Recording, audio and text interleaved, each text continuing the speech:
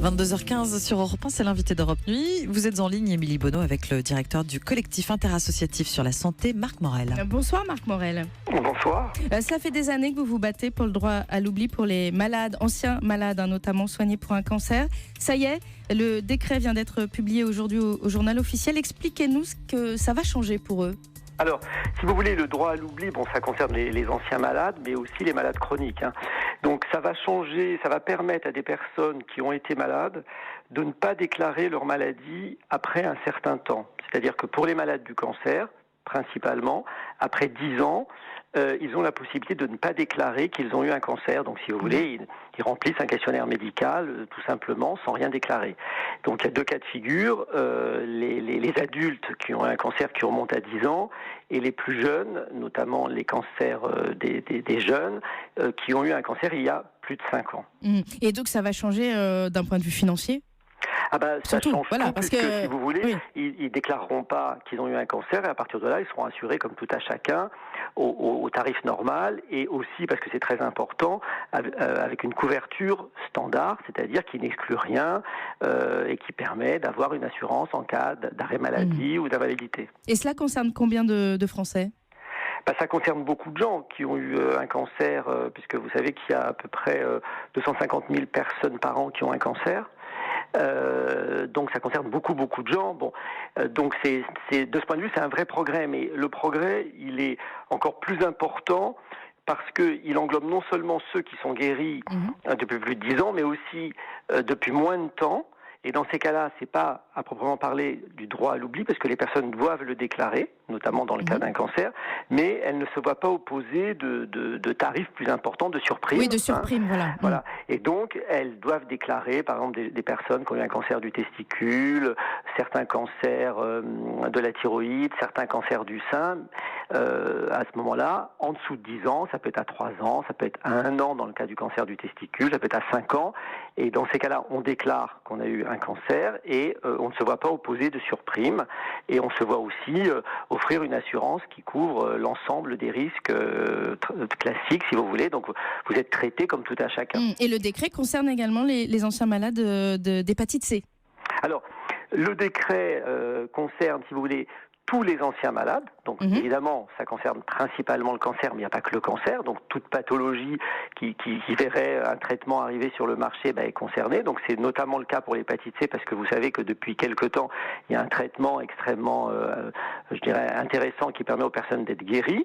Et dans ces cas-là, selon un certain nombre de conditions, parce qu'il faut quand même remplir un certain nombre de conditions, les anciens malades qui sont guéris de l'hépatite C après 1 an se voient aussi bénéficier donc du droit à l'oubli et d'avoir accès à l'assurance selon le tarif normal et pour une couverture large, c'est-à-dire en cas d'invalidité ou d'arrêt maladie.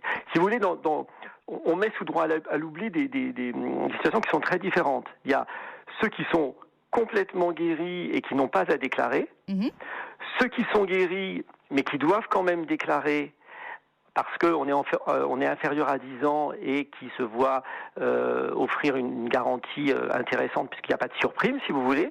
Et puis les malades chroniques qui par nature sont pas guéris, puisque c'est une maladie chronique, et donc se voient néanmoins offrir une assurance avec des plafonds, mais là il peut y avoir des surprimes, comme c'est le cas par exemple pour le VIH. Et puis il y a aussi toutes les démarches administratives dont vous parliez à l'instant, ces formulaires à remplir, c'est dur pour l'estime de soi, c'est en tout cas les témoignages des malades. Est-ce que ce droit à l'oubli va changer aussi leur quotidien de ce point de vue-là, ce point de vue psychologique ?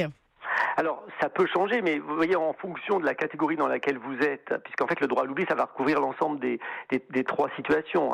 Mais disons pour les premiers, les anciens malades complètement guéris qui finalement étaient encore considérés ou se trouvaient encore considérés comme malades. Alors voilà, pour ceux-là, si vous voulez, la maladie, elle est derrière, puisque vous ne faites plus référence à la maladie.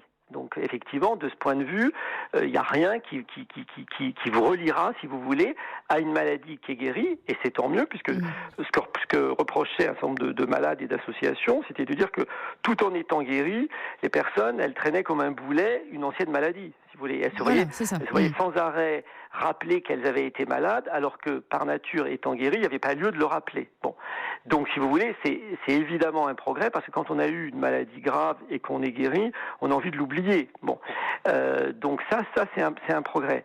Mais, si vous voulez, j'insiste quand même sur le fait que la majorité des personnes qui vont être concernées sont des personnes qui devront néanmoins le déclarer. Et puis même dans le cas du cancer, la situation est quand même assez complexe et il y a un certain nombre de cancers qui sont des maladies chroniques avec des rechutes. Donc voilà. Et vous parlez des maladies chroniques, justement, je vous interromps. Les diabétiques, les séropositifs, est-ce qu'ils peuvent espérer aussi bénéficier de ce dispositif ?